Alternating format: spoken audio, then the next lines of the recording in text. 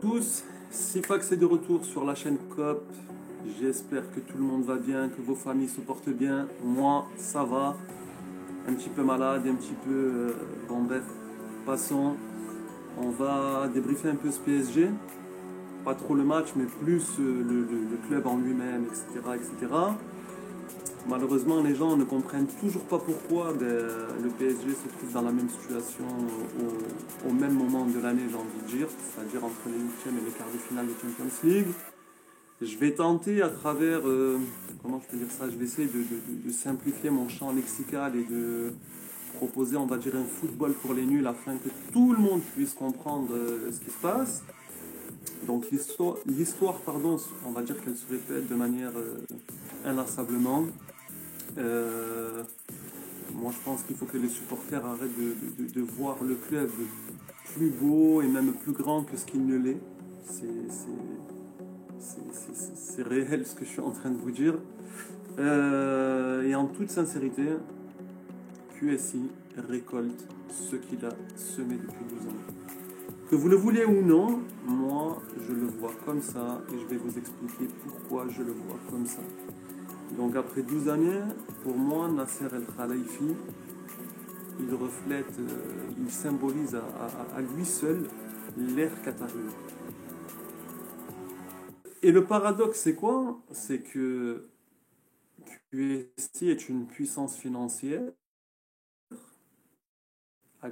qui est mise entre guillemets à disposition du PSG, mais sans aucun succès en Europe. Pas même une Ligue Europa.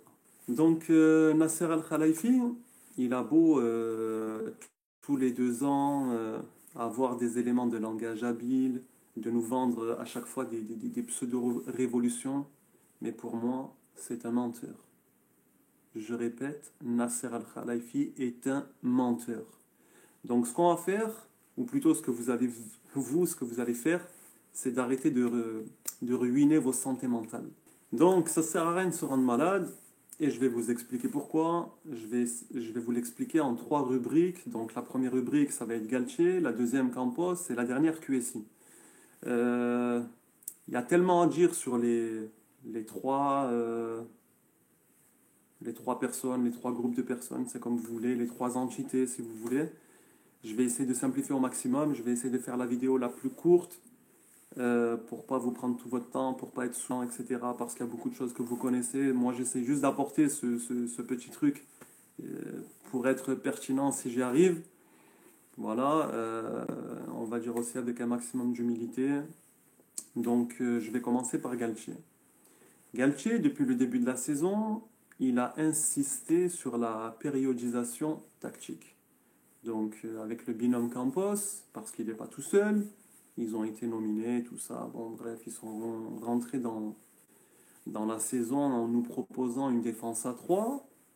Ok, pas de problème. En cours de saison, on est revenu au fameux 4-3-3. Un 4-3-3 traditionnel au PSG qui est bien ancré depuis pas mal de décennies, j'ai envie de dire. Puis on est passé au 4-4-2 en losange, 4-4-2 à plat comme on a pu voir à Monaco il me semble. Et du coup, avec Galtier, on ne sait jamais sur quel pied danser, il y a toujours un truc qui fait que ça va changer. Bon bref, dans tout ça, dans tout ce qu'on a pu voir, on a vu les 4 premiers mois de la saison, c'est-à-dire jusqu'à la Coupe du Monde où c'était plutôt bon, même si c'était pas flamboyant.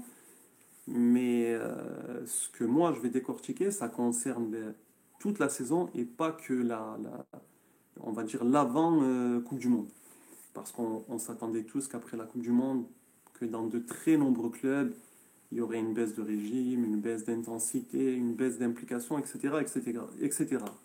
Donc moi, ce que j'ai décortiqué là au PSG en l'occurrence, donc une faible flexibilité tactique des joueurs qui se limitent, on va dire, à leur zone préférentielle, leur zone de confort, l'attitude des joueurs qui ne font pas les efforts nécessaires, on va dire aussi le manque d'agressivité, tu sais, quand tu dois harceler l'adversaire. On a attendu aussi, comme dans tout grand club, toute grande équipe, la fameuse intelligence situationnelle qu'on a très rarement vu. L'occupation de l'espace quand c'était nécessaire. Se rendre disponible autant que possible, comme dans toute grande équipe. Défendre en avançant. Ça, des fois, on a vu, pas que des fois, on a assez souvent vu des phases où ça défendait en reculant. Bon, bref, ça sautait aux yeux. Et il y avait l'espèce de faiblesse dans les transitions où il faut être ultra rapide. Vous savez, le football moderne aujourd'hui, c'est un football de transition où tu te dois d'être ultra rapide. Et nous, on avait des faiblesses dans ce secteur qui étaient catastrophiques. Bon, bref, j'ai réuni, on va dire, un peu tous ces ingrédients que le football moderne exige. Et donc, nous, la plus grande folie que le staff a mis en place, c'est d'adapter un système pour les trois de devant, Mbappé, Neymar, Messi, qui ne sont pas compatibles.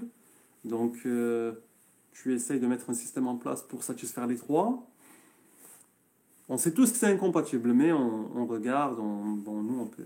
Donc, parmi les trois de devant, il y a des choses qui peuvent, on va dire, bouleverser les pro-Neymar, les pro-Messi. Voilà, il y a tellement d'appellations, chemin du roi, etc., etc. Mais en toute sincérité, le football de Neymar est dépassé. Le football de Messi n'est plus d'actualité. Je m'explique. Aujourd'hui, le football moderne, c'est quoi? C'est de jouer en première intention et si possible en une touche de balle. C'est un peu ce que la Première Ligue propose, c'est ce que la Champions League propose et c'est ce que Neymar ne propose pas. Par exemple, lors de la rencontre PSG-Bayern au Parc, quand Mbappé rentre, il met un but sur hors-jeu. C'est l'exemple le plus flagrant. Le but d'Mbappé est refusé pour un hors-jeu de Nuno Mendes. Nuno Mendes déborde sur le côté gauche. Et en amont, c'est Neymar qui lui donne le ballon. Sauf que Neymar, il fait 2 contrôles avant de passer le ballon. Et le deuxième contrôle, c'est le deuxième contrôle qui met hors-jeu Nuno Mendes. Donc, Neymar, c'est quelqu'un qui tricote trop, c'est quelqu'un qui ne veut pas évoluer dans son football, c'est quelqu'un de têtu. Dans le grand club, tu n'as pas à ta place.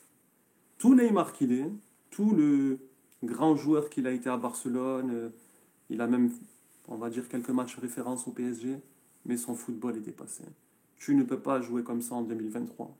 Messi, il tricote moins, mais il ne court pas. Aujourd'hui, vous regardez les joueurs du Bayern, contre le PSG, ils ont peut-être,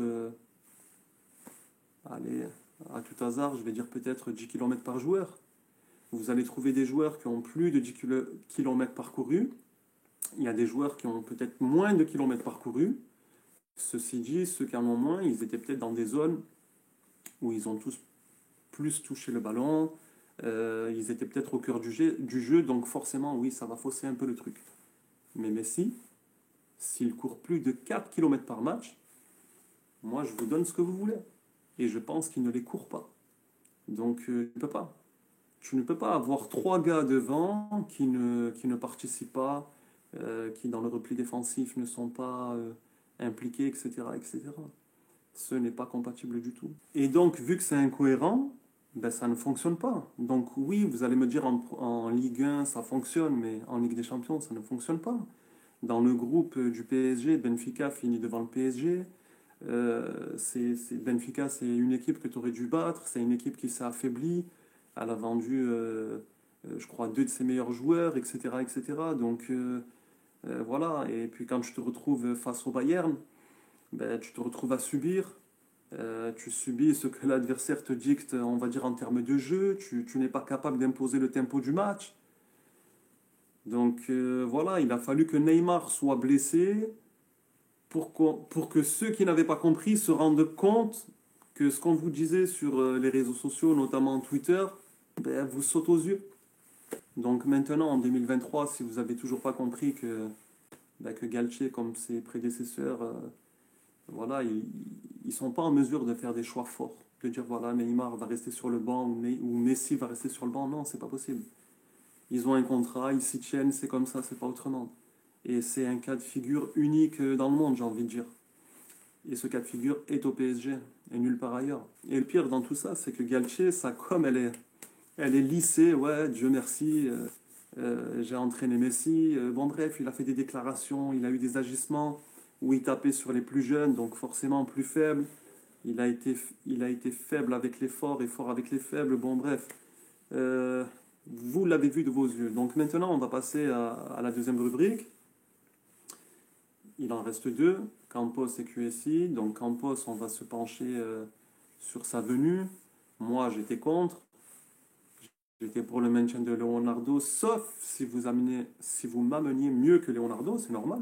Quand tu remplaces un élément, tu le remplaces par un élément meilleur et un élément qui va t'apporter de la valeur ajoutée. On a au PSG des gens qui ont l'art et la manière de dégainer le tapis rouge au premier venu, sauf que Campos, il a des casseroles derrière lui. Voilà, il était à Monaco, oui, il a sorti une belle équipe, mais pour sortir 20 joueurs, il en a laissé 79 pardon, sous contrat.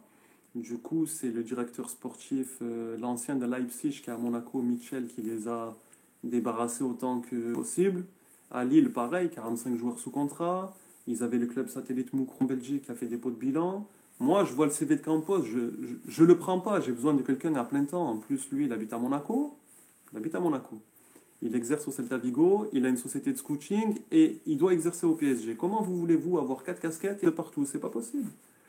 Ce n'est pas possible. Donc, Campos, il a été intronisé, donc il avait quand même du temps devant lui, il connaît le football. On sait que voilà, le clan Mbappé a appuyé pour que Campos soit pas le directeur sportif, le, le directeur du football. Parce qu'il a toujours lui un titre honorifique. Si ça va pas, il peut partir. Euh, il est pas, il est, comment, il n'est pas au cœur du club. Il n'est pas totalement impliqué dans le club de la lecture moi que je peux avoir. Ensuite, la saison dernière, j'ai fait une vidéo des joueurs que je garde et que je ne garde pas. J'avais dit quoi? Qu'il fallait prendre l'exemple du Real Madrid qui, il y a 2 ans, ils n'avaient pas recruté. Ils n'ont pas recruté, ils se sont abstenus. Nous, on avait des joueurs à faire déguerpir, ceux que vous avez nommés les indésirables, ok, pas de problème. Euh, donc moi, j'aurais été dans un mercato attentiste, j'aurais ciblé on avait des secteurs de jeu prioritaires comme le défenseur, un milieu défensif, un numéro 9, etc., etc. On va pas revenir là-dessus, mais j'aurais ciblé.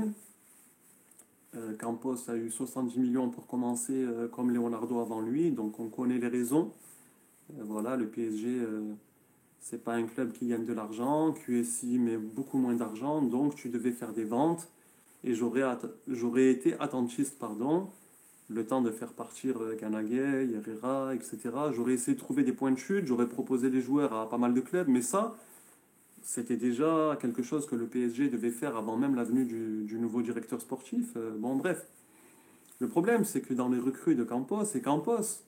Ce n'est pas quelqu'un qui est dans le staff, ce n'est pas quelqu'un qui est dans le club, donc il a du temps et il a deux examens par an. Il a le mercato d'été et le mercato d'hiver. Donc au mercato d'été, il a créé un loft, ça a créé une espèce de hype auprès des supporters, parce que la plupart se sont dit, ah ouais, la révolution, elle a commencé. Je vous dis pas les Draxler, les Herrera, comment ils ont pris plein la gueule, mais bon, ça c'est un autre débat. Et, euh, et du coup, sur Twitter ou même sur Facebook, je publie assez souvent. Moi, j'ai décortiqué chacune des recrues avant même qu'elles arrivent, pardon, au pluriel. Et je disais assez souvent, attention, ces recrues n'apporteront pas plus que ceux qu'on a prêtés. En cours de saison, je vous ai dit, ces recrues n'apportent pas plus que ce parti. On peut faire le bilan aujourd'hui.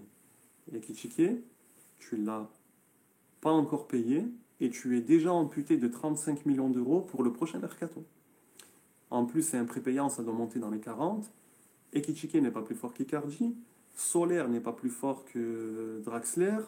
Ruiz n'est pas plus fort qu'Herrera, etc., etc., etc. Quand tu sais que tu n'as pas une grande marge de manœuvre et que tu vas t'engager avec Ekitike alors qu'il te faut un 9, pourquoi toi tu vas te mettre une balle dans la jambe sur le futur mercato? Quand tu dois prendre un 6, parce que Manchester United par exemple, je le dis assez souvent sur Twitter, ils ont empilé des joueurs moyens, mais ils sont sortis de ce bordel. Et qu'est-ce qu'ils ont fait? Ils ont pris Casemiro. Pourquoi toi, tu vas prendre des joueurs moyens, comment dirais-je, qui ne vont rien t'apporter? Tu en as déjà des joueurs moyens, tu n'arrives pas à t'en débarrasser. Quand bien même ils ont un salaire modeste, ce que tu veux, on n'en a pas besoin. C'est pas ce qu'il nous faut. On avait des secteurs de jeu prioritaires, comme je vous l'ai dit. Bon, il y avait les défenseurs centrales, Skriniar, ça c'est pas fait. Il nous fallait un 6, un 9. Donc, nous, les profils, ils sont, on va dire, facilement identifiables, surtout au plus haut niveau. Tu te dois d'avoir des joueurs de caractère, avec une certaine personnalité dans le jeu. Je sais pas moi, son body language doit te parler parce qu'il dégage. Euh, il doit cocher toutes les cases des attitudes, et à chaque fois, je le dis assez souvent, les attitudes, c'est-à-dire que toutes les valeurs que vous allez énumérer, on appelle ça les attitudes. C'est pas des joueurs aux valeurs incertaines qu'il faut prendre. Ekitike, c'est un joueur avec une valeur incertaine.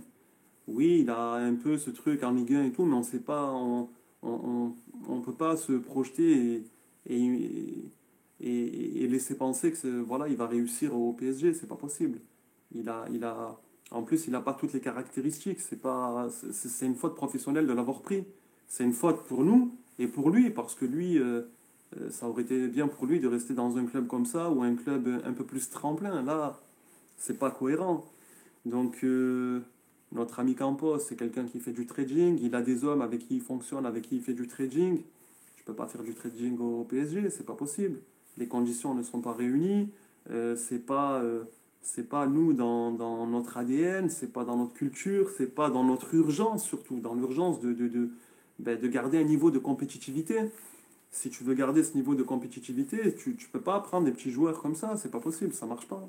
Ça, c'est la vocation de Campos, c'est quelque chose dans lequel, je vais pas dire il excelle, parce que voilà, il a beaucoup de casseroles à son actif, mais tous ceux qui l'ont mis sur un piédestal, vous lui avez donné une certaine crédibilité, et sa perte de crédibilité, elle a été spectaculaire, surtout sur le mercato d'hiver.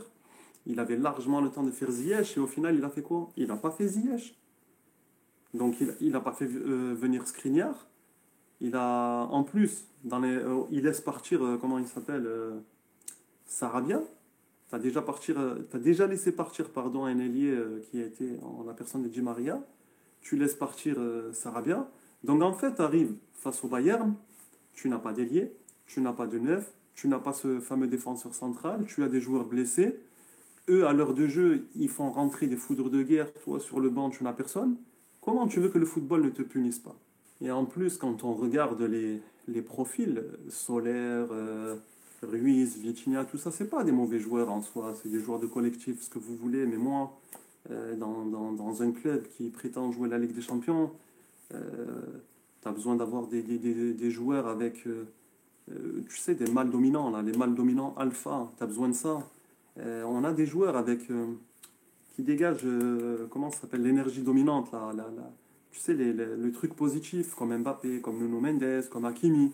Toi, tu vas chercher des joueurs qui courent tête baissée, qui baissent la tête à la première difficulté. C'est pas ce dont on a besoin. Donc voilà, pour moi, le Mercato Campos, c'est une catastrophe totale. Sur les deux mercatos, allez, peut-être le premier, je lui mets 5 sur 20. Mais le deuxième, en hiver, je lui mets 0 sur 20. Je suis désolé, c'est pas pour être méchant, mais c'est clairement pas ce dont on a besoin.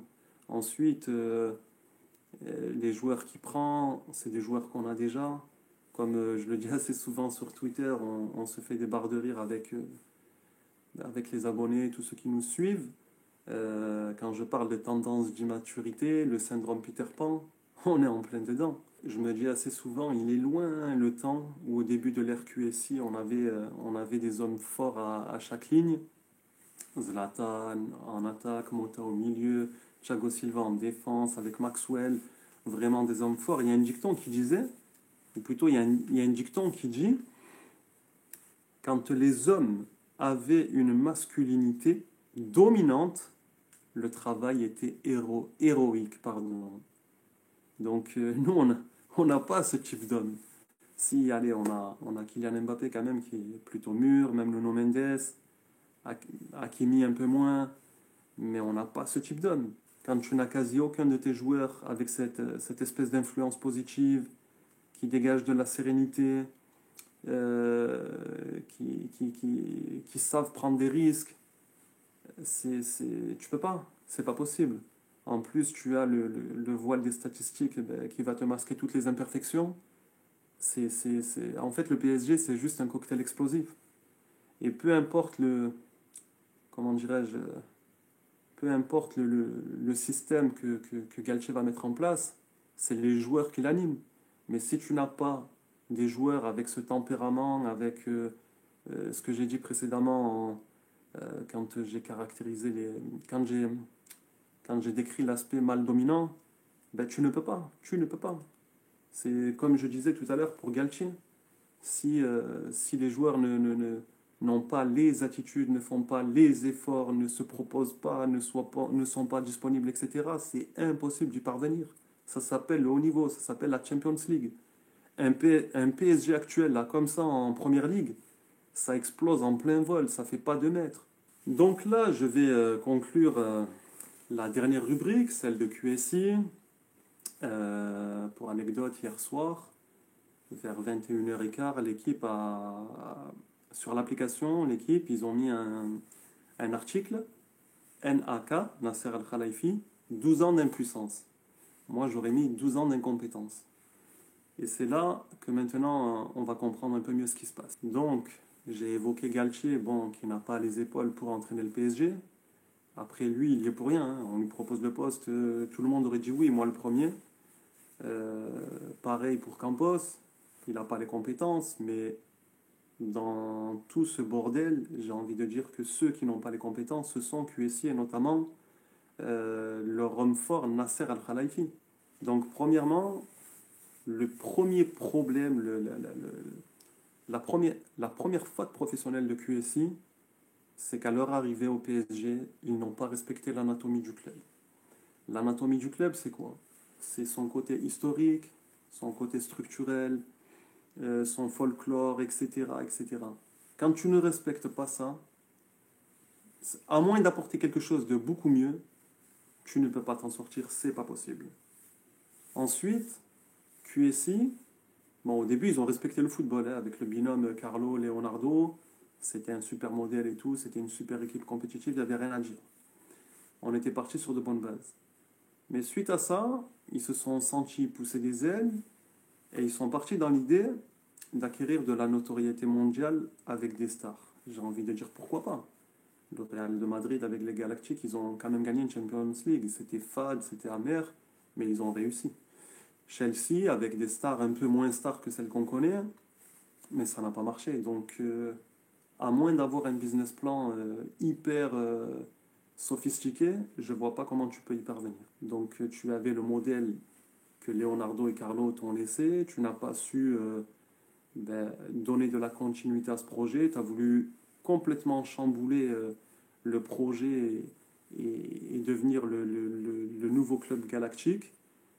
Et le problème, c'est que QSI a la fâcheuse habitude qui se trouve dans le choix des hommes, dans sa planification, dans ses ingérences sportives, son manque d'intransigeance, l'implication des joueurs, de ne pas avoir créé, on va dire, un environnement nécessaire pour que le groupe ben, respecte le club, respecte l'administration, le staff, le directeur sportif, etc. Ben, pour faire, par exemple, ce que le Bayern fait ou le Real, etc., etc. Bon, bref. Ensuite, j'ai, entre guillemets, comment dirais-je, pas incriminé Campos, mais je l'ai mis face à son bilan.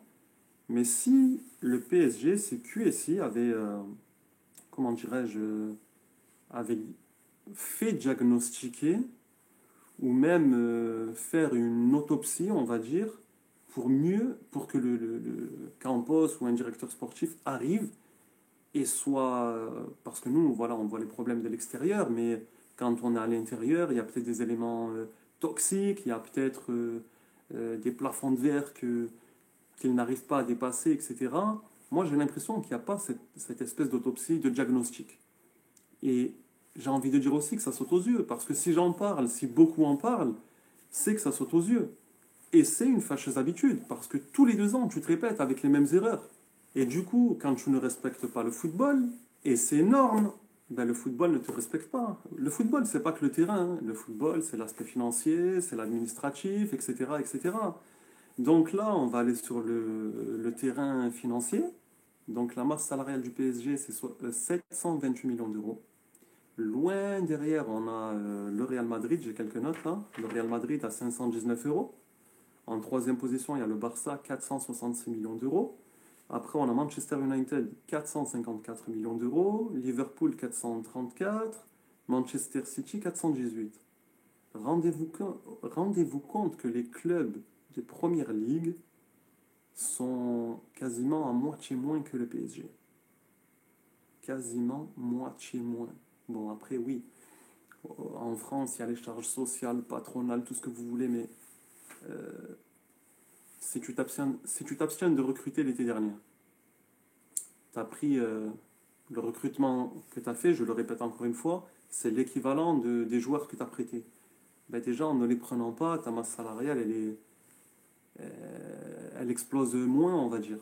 Ensuite, là, cet été, ça nous parle de prolonger Messi. Si tu ne le prolonges pas, ben déjà, tu diminues fortement ta masse salariale.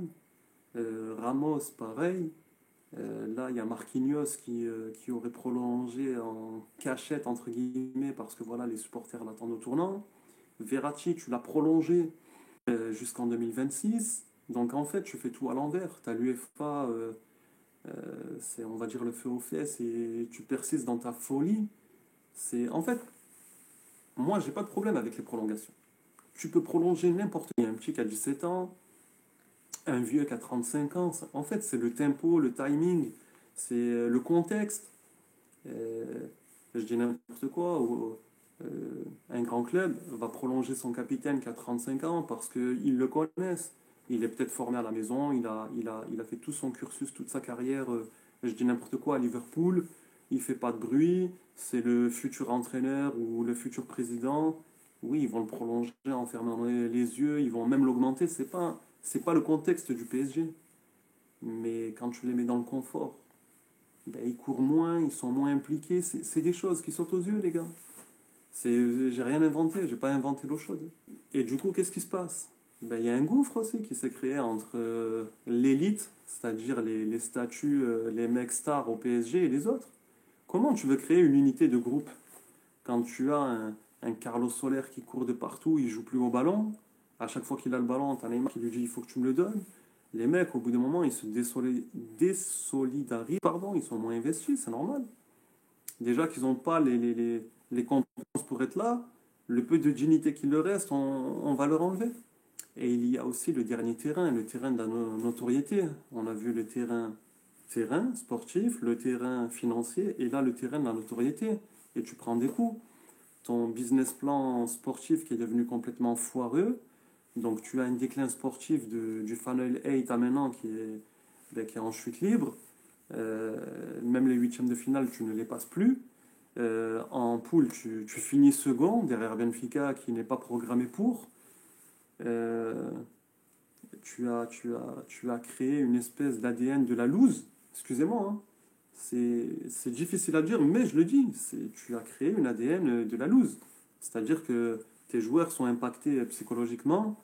Et voilà, en plus, tu n'as pas de banc, etc. Ça n'arrange pas les choses. Donc forcément, oui, arrivé à cette période de l'année, c'est quasi automatique. Et du coup, comment tu veux que tes adversaires te respectent et qu'ils ne te marchent pas dessus? Regarde le Bayern. Goretzka, il a marché sur Messi au match retour. Au match aller, c'est Kimmich qui s'en est occupé. Euh, bon, bref. Moi, j'ai l'impression qu'en fait, QSI n'a jamais rien compris au football. Vous savez, c'est comme l'époque où, aux États-Unis, les États-Unis d'Amérique, il y avait les chercheurs d'or et il y avait les vendeurs de pelles. Donc, les supporters, c'est les chercheurs d'or. Donc, ils sont toujours là à espérer qu'il va se passer une espèce de jackpot dans le jeu, et tout et tout. Et vous avez QSI, c'est le vendeur de pelles en fait. Et le vendeur de pelles, il est censé s'enrichir sur ton dos, etc. Bon, Là, eux, ils sont en recherche de notoriété, mais c'est quasiment kiff-kiff, quoi. C'est-à-dire que c'est... Bon, bref. Donc voilà, cette vidéo arrive à son terme. Je pense que QSI a tout faux. Il serait temps que QSI vende.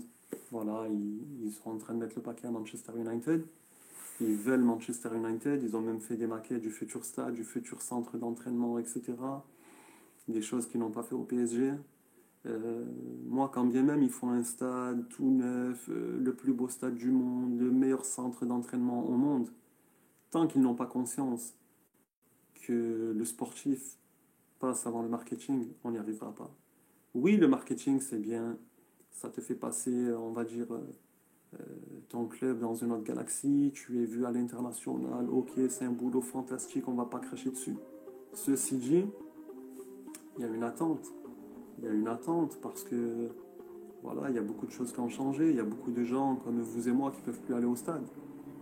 Le prix des places est devenu, c'est devenu catastrophique. On dirait un pays occupé, vous savez. Il y avait des habitants, mais ils sont plus là. C'est pas tout le monde qui peut se le permettre. Il y a beaucoup de choses à revoir.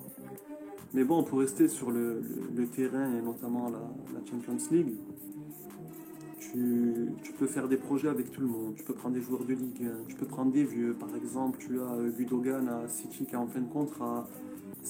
Le truc, c'est que pour moi, je le répète encore une fois, QSI n'a pas créé l'environnement pour. QSI n'a pas pris dans le choix des hommes. QSI ne fait que se tromper. Donc ce n'est pas perdu parce que voilà, ils peuvent rehausser le capital et amener une enveloppe de recrutement, etc. Ils peuvent même donner de l'argent à des joueurs pour qu'ils s'en aillent, mais bon, il ne faut pas rêver non plus. Mais ce que je veux dire, c'est que c'est comme une femme qui persiste avec un homme, il ne veut pas changer, il fait toujours ses conneries, il la trompe, etc. C'est exactement le même procédé. Moi, je ne veux pas continuer avec ces gens-là. Ok, ils sont tout gentils, etc. Mais ils nous causent trop de tort. Donc voilà, c'est le mot de la fin. Vous aurez compris que QSI n'a rien compris au football et qu'ils n'ont pas les compétences pour. Je vous souhaite de vous porter bien, d'être heureux dans vos vies. Donc voilà, cette vidéo a son terme. Portez-vous bien et dès que possible, je l'ai fait un peu à la va-vite. Je vais essayer de vous faire une meilleure vidéo prochainement en espérant vous satisfaire, en espérant avoir de bons retours, de bons commentaires. Prenez soin de vous et je vous dis à bientôt. Ciao.